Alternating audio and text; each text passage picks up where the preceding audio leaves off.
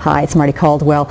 You know, there's a really important part of adoption that many people don't talk about, and that's really strengthening your marriage when you're adopting. I know myself because when I was married and adopting, it was very, very stressful.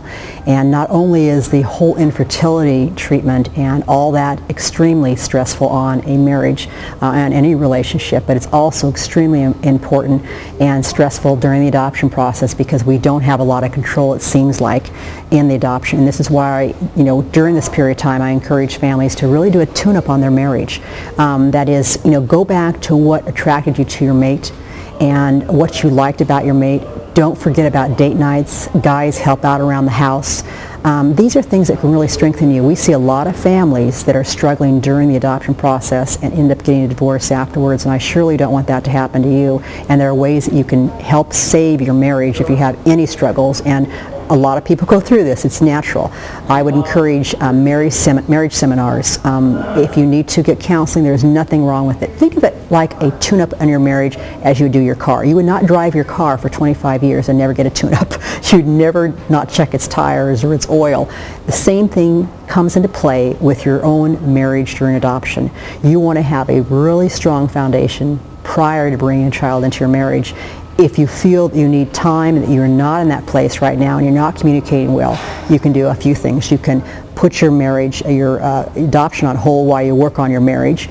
You can really start working with a counselor every single week on strengthening the marriage. And there's also marriage seminars you can attend that will really help you with communication skills. There is nothing wrong with that. Again, it's like a tune-up of your car. For guys, you can totally get to it. You can understand that you would never drive your truck for 23, 24 years and never check under the hood, never check the tire gauges or anything like that. So I want you to take this time now and this message that I'm saying to you as a really timely thing to work on, because if you don't have a strong marriage, you won't have a good role model for your children.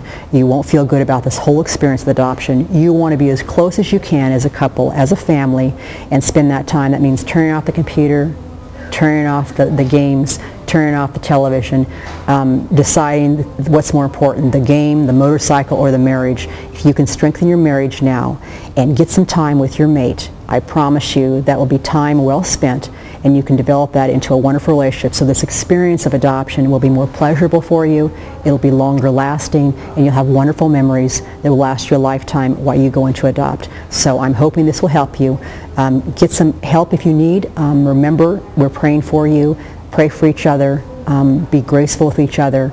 Decide what arguments and pick your fights. How important is it? I always ask myself, how important is this, whatever is bothering me? And if it's not that important, if it won't matter in an hour or 2 hours or 2 days or a week, then maybe you want to just drop it.